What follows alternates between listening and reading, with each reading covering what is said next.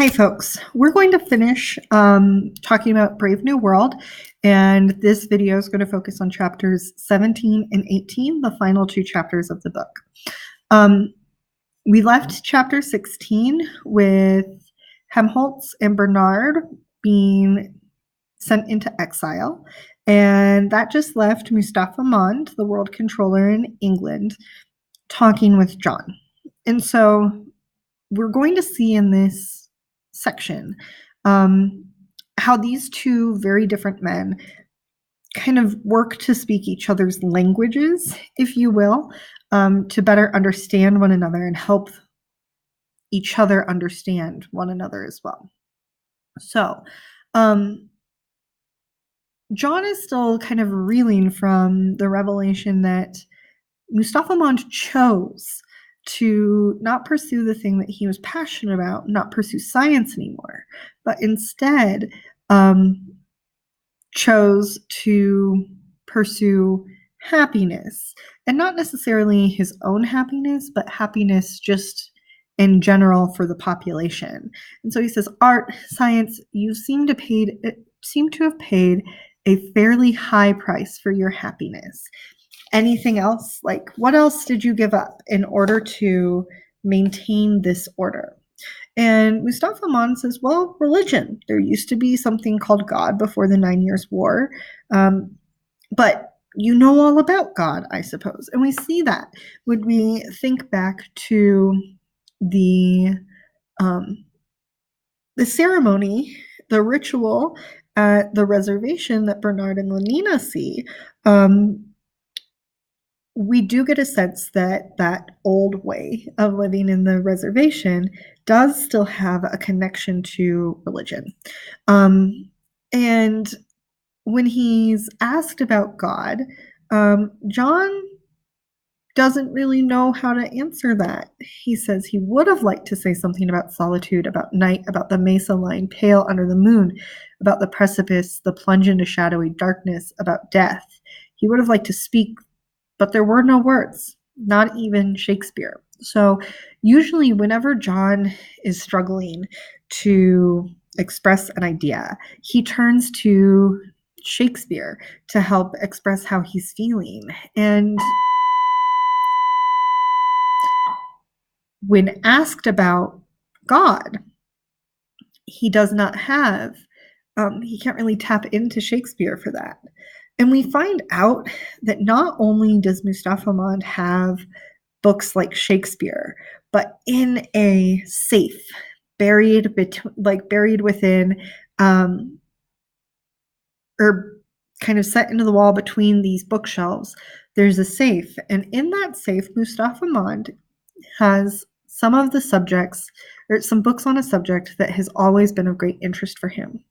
So he pulls out the Holy Bible. He pulls out a book called The Imitation of Christ. He pulls out a book called The Varieties of Religious Experience. So Mustafa Mond, ultimately at his core, has been interested in religion for a very, very long time. He just keeps these books locked away. And so John says, well, if you know about God, why don't you tell them? Why don't you give them these books about God? Again, asking why don't other people in the world state have access to the same kind of information that Mustafa Mond does as a world controller? And the argument that Mustafa Mond presents is that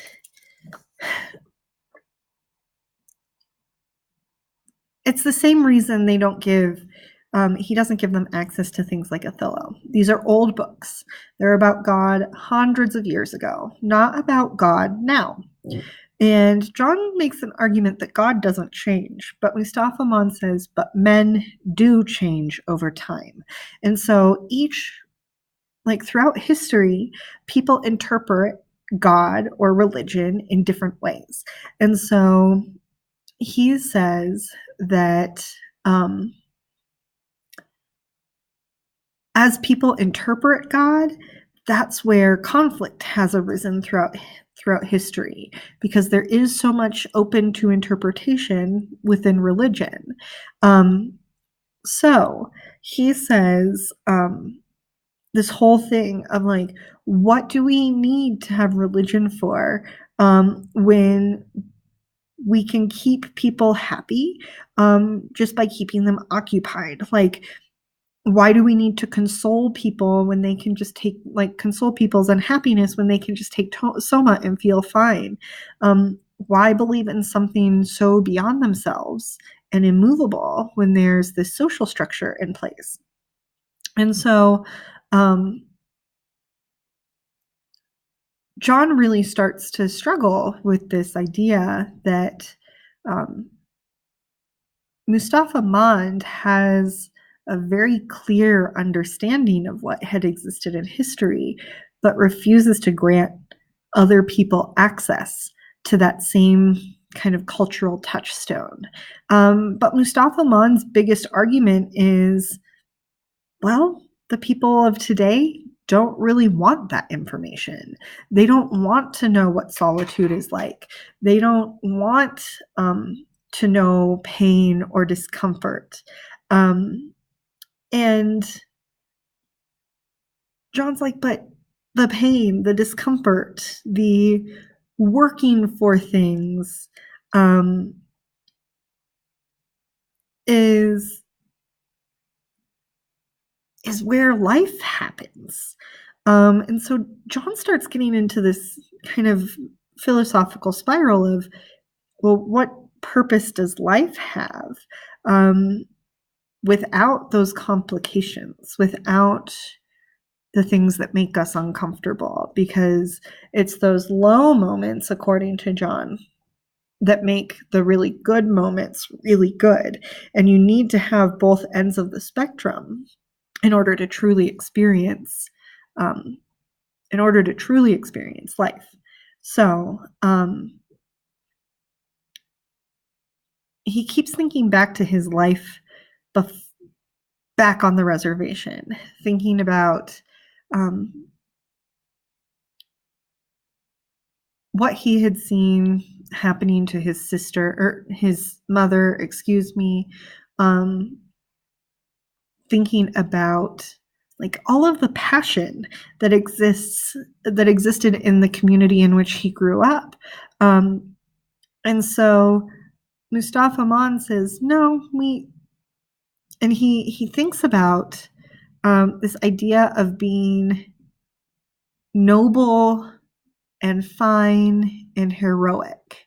And Mustafa Mond says, you don't need nobility, you don't need heroism, in the world state. If you need somebody to be noble or heroic, that would be a failing of the world state, because it's been organized in such a way that no one needs to be a hero. And even Mustafa Mond himself, in making the choice to stay in power and not be exiled when he was offered the choice, he doesn't consider himself a hero for that. He just considers himself part of the machinery. And so he says that, ultimately what Soma boils down to in this world is that it's Christianity without tears.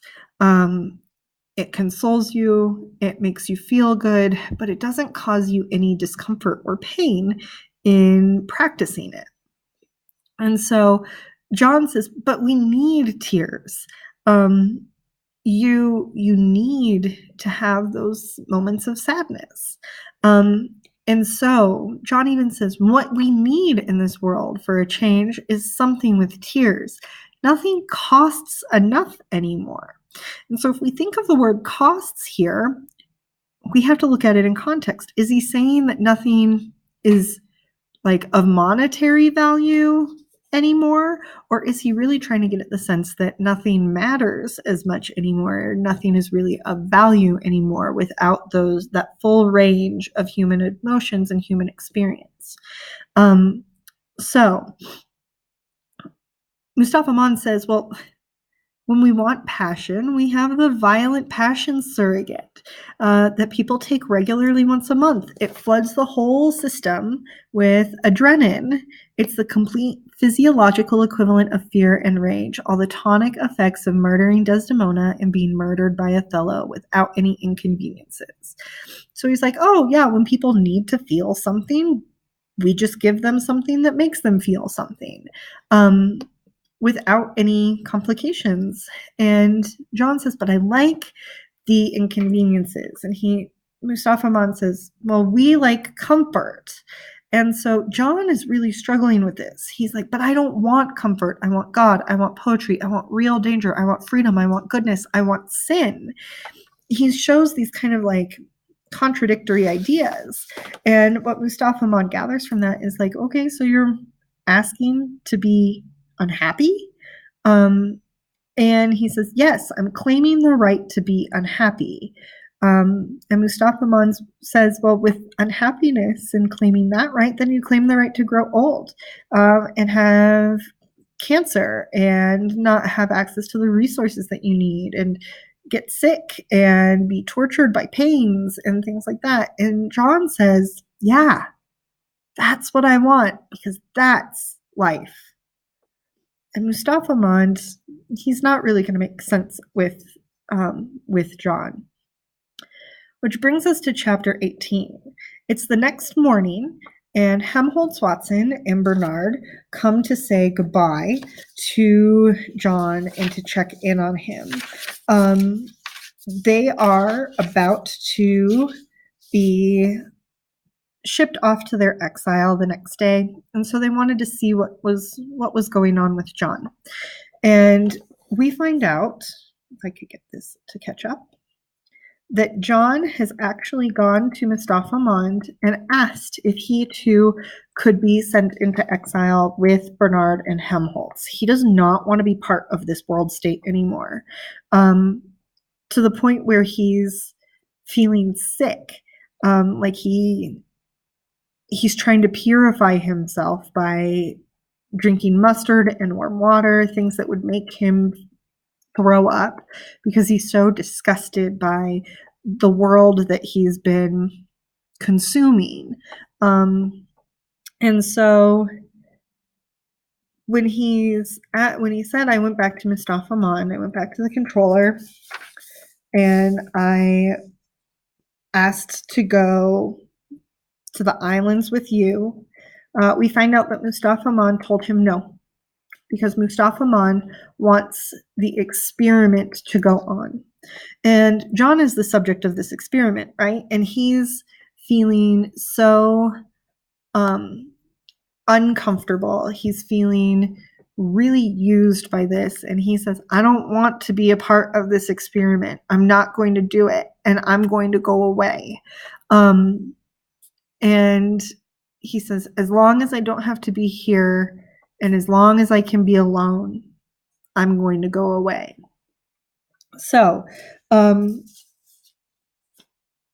we transition to where John goes to find his solitude. He finds himself a little lighthouse on a hill, and he lives there. Like, he moves into there to live on his own, and he chose this very purposefully. It's not somewhere super comfortable for him. He actually thought it was too luxurious when he started walking around. He ends up like praying for hours and hours. He holds his arms out at his side, like outstretched, like he's on the cross. He seems to be trying to find some kind of forgiveness, and trying to enact some kind of self-punishment upon himself, in order to kind of work through all of this bad that he's experienced in the world state. He picked this lighthouse because the view was beautiful, and he could see what he feels like is a divine being from there. And so he's really separated from civilization, which is what he wants. He only buys enough to kind of keep him alive there. He decides he's starting to take a lot of a stand. He's like ready to garden. He's ready to live on his own without interference from the outside world. And it looks at first like this is going to be a good place for John to get away from everything.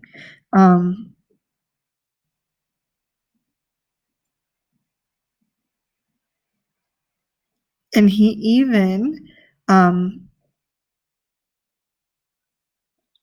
he uses his exile here to really kind of work through some of the things that he's doing. And one of the ways that he does that is he starts whipping himself outside. And so he's outside of this abandoned lighthouse. He's whipping himself on his back when some Delta Minus workers happen to be driving by, and they see this young man outside whipping himself on the back.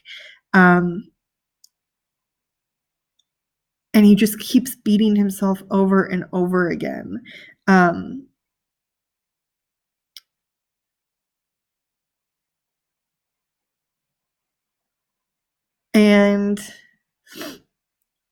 they go and report this. And we find out that within 3 days, reporters arrive at John's lighthouse. He was working on some stuff, like building some bows and arrows, ready to help kind of work to sustain himself on this land. And these reporters come by, and this is exactly what John does not want. Because he came to get away from this. But these reporters want information about him, what he's doing out there, what's going on. And all of a sudden, he can't escape the celebrity that he is because he's so unknown or so unfamiliar. And the things that he's doing are so strange to the people of the world state that he's always going to be drawing attention to himself. So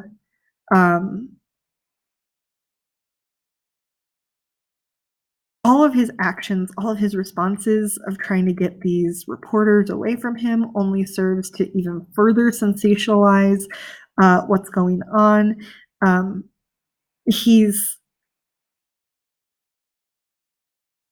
All of these reporters are just disrupting his peace. And he finds out that there's really no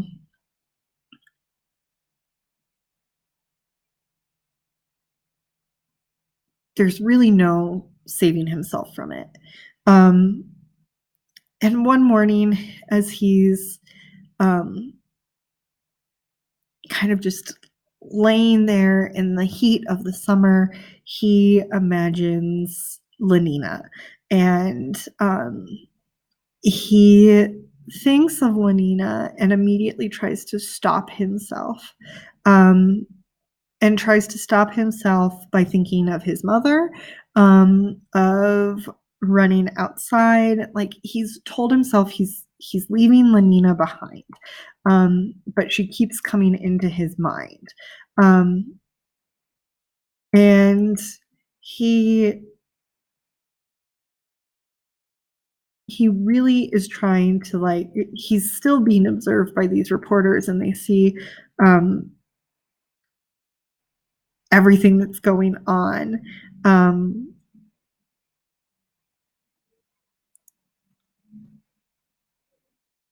these reporters are taking pictures of him. in action as he's having this breakdown because he's thought about Lenina and he promised himself he wouldn't. All of this starts really weighing on John because he's not allowed to live in peace at all in this space. And now,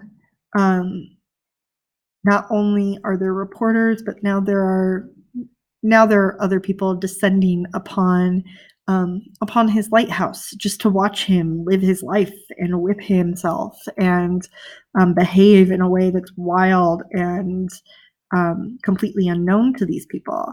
And so he wants to be left alone, and nobody's respecting what John actually wants. They just think he's something to observe. And so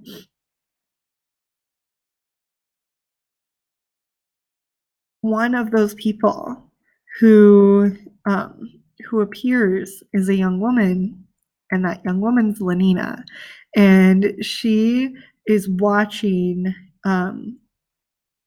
as he as he's beating himself, as he's in this frenzy. She's trying to get his attention, and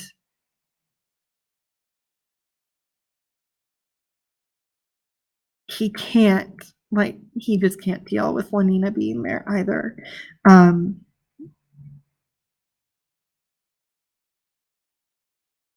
And so there's this huge kind of, again, riot at John's lighthouse, and he can't really deal with it anymore. And this riot descends into an orgy, and that's really not what John wants happening outside of his lighthouse. The next morning, more people arrive. They call out for John, Mr. Savage, Mr. Savage, and they're not answered. And we find out that John, in response to everything that he's been through, has decided to end his life. And he hangs himself inside of the lighthouse. And that is the parting image we're left with at the end of Brave New World. So we'll unpack what we can learn from that ending, and we will go from there. So bye.